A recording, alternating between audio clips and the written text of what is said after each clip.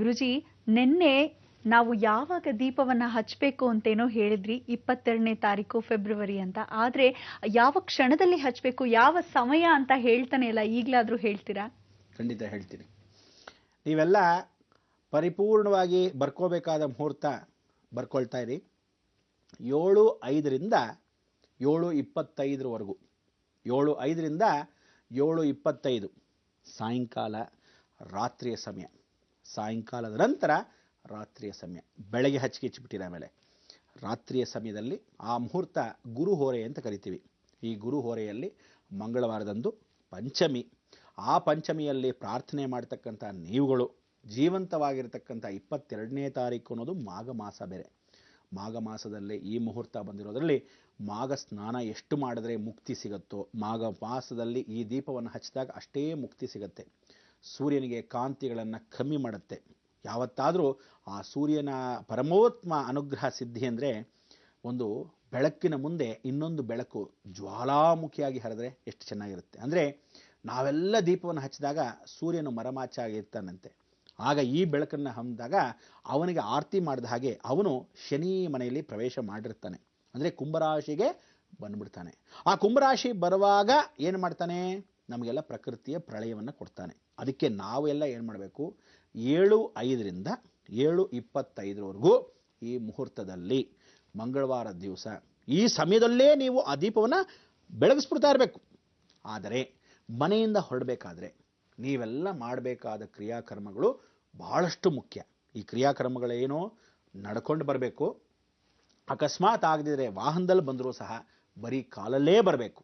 ಯಾವುದೇ ಕಾಲಕ್ಕೂ ವಾಚು, ಉಂಗುರ, ಒಡವೆ, ಗಿಡವೆ ಬರೀ ದೇಹದ ಮುಖಾಂತರವಾಗಿ ಪಂಚೆ ಶಲ್ಯ. ಈ ಪಂಚೆ ಶಲ್ಯದಲ್ಲಿ ಹೆಂಗಸರು ಸೀರೆಯನ್ನು ಮಾತ್ರ, ಹೆಣ್ಣು ಮಕ್ಕಳು ಯಾವ ಕಾಲಕ್ಕೂ ರೌಕೆಯನ್ನು ತೊಡತಕ್ಕಂಥ ಲಂಗ ದಾವಣಿಗಳ ಮಾತ್ರ. ಇದಕ್ಕೆ ಚುಡಿದಾರ್ಗಳಾಗಲಿ, ನೈಟಿಗಳಾಗಲಿ, ಪ್ಯಾಂಟು ಶರ್ಟ್ಗಳಾಗಲಿ ಎಲ್ಲ ವಿರೋಧ. ಆದ್ದರಿಂದ ಇದನ್ನೆಲ್ಲ ಯಾವ ಕಾರಣಕ್ಕೂ ಹಾಕಬೇಡಿ.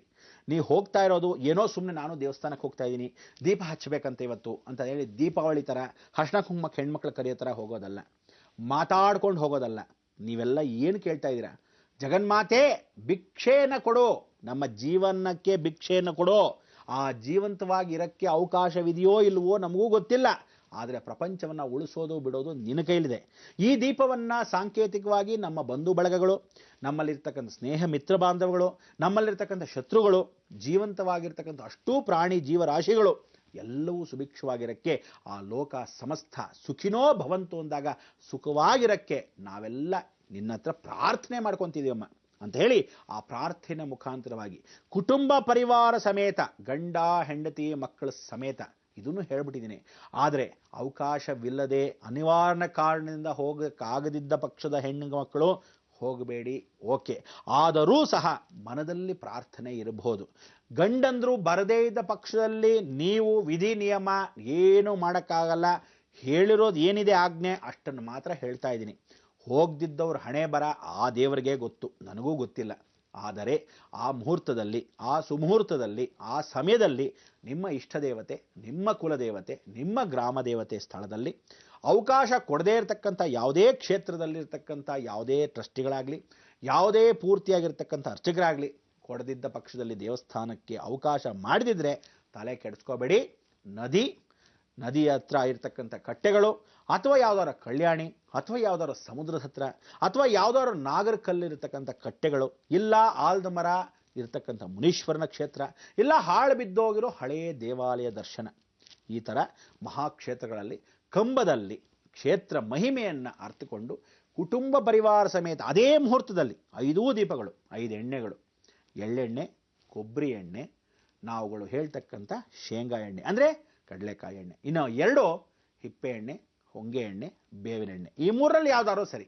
ಒಂದು ದೀಪಕ್ಕೆ ಒಂದೇ ರೀತಿಯಾದ ಎಣ್ಣೆ ತುಪ್ಪದ ಬತ್ತಿಯಲ್ಲಿ ನೆನೆಸ್ಕೊಂಡು 5 ಹಣತೆಗಳನ್ನು ಒಂದೇ ಅಡಿಕೆ ಪಟ್ಟೆ ತಟ್ಟೆಯಲ್ಲೇ ಇಟ್ಕೊಂಡು ತಟ್ಟೆ ಸಮೇತವಾಗಿ ಪ್ರಾರ್ಥನೆ ಮನೆಯಿಂದ ಹೋಗುವಾಗಲೇ ಸ್ಟಾರ್ಟ್ ಆಗಿಬಿಡ್ಬೇಕು. ಓಂ ನಮಃ ಶಿವಾಯ, ಓಂ ನಮಃ ಶಿವಾಯ, ಓಂ ನಮಃ ಶಿವಾಯ ಅಂಥೇಳಿ ಆ ಪಂಚಾಕ್ಷರ ಜಪವನ್ನು 108 ಸಲ, ಓಂ ನಮೋ ನಾರಾಯಣಾಯ, ಓಂ ನಮೋ ನಾರಾಯಣಾಯ, ಓಂ ನಮೋ ನಾರಾಯಣಾಯ ಅಂತ 108 ಸಲ, ಓಂ ಶಕ್ತಿ ಪರಾಶಕ್ತಿ, ಓಂ ಶಕ್ತಿ ಪರಾಶಕ್ತಿ, ಓಂ ಶಕ್ತಿ ಪರಾಶಕ್ತಿ ಅಂತ 108 ಸಲ. ಇಷ್ಟೇ ಮಾಡಬೇಕಾದ್ದು, ಇನ್ನೇನು ನಿಮಗೆ ಕೆಲಸವಿಲ್ಲ. ಅದನ್ನು ನೀವು ಓಂ ನಮಃ ಶಿವಾಯ ಒಂದ್ಸಲಿ, ಓಂ ನಮೋ ನಾರಾಯಣ ಒಂದ್ಸಲಿ, ಓಂ ಶಕ್ತಿ ಪರಾಶಕ್ತಿ ಅಂತ ಒಂದ್ಸಲಿ, ಇದನ್ನು 3 ಒಂದ್ಸಲಿ ಹೇಳ್ಕೊಂಡ್ರೆ ಆದರ 108 ಸಲಿ 3 ಏಕಕಾಲಕ್ಕೆ ಹೇಳ್ಕೊಂಡು ಆ ಸ್ಥಳ ಸೇರೋಷ್ಟರಲ್ಲಿ ಕರೆಕ್ಟಾಗಿ 7:05 ಆಕಾಶ ನೋಡ್ಕೊಂಡು ನಿಂತ್ಕೊಂಬಿಡಿ. ಬಂದಾಗ ನೋಡೋಣ ಅನ್ನೋದು ಟೈಮ್ ಇರಲ್ಲ. ನೀವು ಹಚ್ಚೋ ಸಮಯದಲ್ಲಿ ಪ್ರಾರ್ಥನೆಯನ್ನು ಮಾಡಿಕೊಂಡು, ಮುಗ್ಧ ಮನಸ್ಸಿನಿಂದ ಪ್ರಾರ್ಥನೆ ಮಾಡಿಕೊಂಡು, ನಿಮ್ಮ ತಾಯಿ ಜಗನ್ಮಾತೆ ಇಡೀ ಜಗತ್ತಿನ ಸಂರಕ್ಷಣೆ ಮಾಡ್ತಕ್ಕಂಥ ಜಗದಪ್ಪಿತಂ ಒಂದೇ ಪಾರ್ವತಿ ಪರಮೇಶ್ವರಂ ಕೂತ್ಕೊಂಡಿರ್ತಾರೆ. ಅವರ ಸಾಕ್ಷ್ಯರೂಪವಾಗಿ ಕಂಡ್ರಾ ಹಚ್ಚಣ್ವಾ, ಇದೆಲ್ಲ ಬಿಟ್ಬಿಡಿ. ನೀವು ಹಚ್ಚೋ ಸಮಯಕ್ಕೆ ಬಂದರೆ ಸಂತೋಷ, ಬರೆದಿದ್ರೆ ವಿಧಿ. ಆ ವಿಧಿಗೆ ನಾವೇನು ಮಾಡೋಕ್ಕಾಗಲ್ಲ. ಆದರೆ ಪ್ರಯತ್ನ, ಆಜ್ಞೆ ಹಿಮಾಲಯದ ಆಜ್ಞೆ ಮಾಡೋಣ. ಖಂಡಿತ ಅದರಲ್ಲಿ ನಂಬಿಕೆ ಇಟ್ಕೊಳ್ಳಿ. ಜೀವಂತವಾಗಿರ್ತಕ್ಕಂಥ ಈ ದೇಹಕ್ಕೆ ನಶಿಸ್ ಹೋಗೋಕ್ಕೆ ಕಾಲ ಬರಲಿಲ್ಲ, ಬಂದಿದೆಯಾ ನಮಗೆ ಗೊತ್ತಿಲ್ಲ. ಆ ಭಗವಂತ ನಿಮ್ಮನ್ನೆಲ್ಲ ಕಾಪಾಡೋಕ್ಕೆ ನಾವುಗಳು ಎಲ್ಲ ಋಷಿಮುನಿಗಳು ಕಾಪಾಡ್ತಾ ಇದ್ದಾರೆ, ಎಲ್ಲರೂ ಪ್ರಯತ್ನ ಪಡ್ತಾ ಇದ್ದಾರೆ. ಇದಕ್ಕೆ ಆ ದೀಪವನ್ನು ಹಚ್ಚಿದ ನಂತರ ಕೊನೆಯದಾಗಿ ಒಂದು ಥ್ಯಾಂಕ್ಸ್ ಅಂತ ಹೇಳಿದಾಗ ಆ ಜಗನ್ಮಾತೆ ಭೂಮಿಗೆ ಇಳಿದು ಬರ್ತಾಳೆ. ಸಂಹಾರಕ್ಕೆ ಬರ್ತಾಳೋ ಸಂಧಿಗೆ ಬರ್ತಾಳೋ ಗೊತ್ತಿಲ್ಲ. ಸಂಧಿಗೆ ಬಂದರೆ ಸಂತೋಷ, ಸಂಹಾರಕ್ಕೆ ಬಂದರೆ ಅವಳು ನಮ್ಮ ತಾಯಿನೇ, ಅದೂ ಸಂತೋಷವೇ. ಆದರೆ ಏನು ಸಂತೋಷ ಅಂದರೆ ಆ ತಾಯಿ ಭೂಮಿಗೆ ಬಂದಾಗ ಒಂದೇ ಶಕ್ತಿ ಇಡೀ ಕನ್ಯಾಕುಮಾರಿಯಿಂದ ಕಾಶ್ಮೀರದವರೆಗೂ ಒಂದು ಕಡೆ ಬಂದು ಕೂತ್ಕೊಂಡ್ಬಿಡ್ತಾಳೆ. ಅದಕ್ಕೆ ಶ್ರೀ ನವದುರ್ಗಾ ಮಹಾಯಾಗ ಅಂಥೇಳಿ ಆ ನವದುರ್ಗೆಯರು 9 ಆವರಣ ಪೂಜೆಗಳಲ್ಲಿ ಇದೇ ಮೇ ಜೂನ್ನಲ್ಲಿ ಮಹಾಯಾಗವನ್ನು ನಾವು ಹಮ್ಮಿಕೊಳ್ತಾ ಇದ್ದೀವಿ.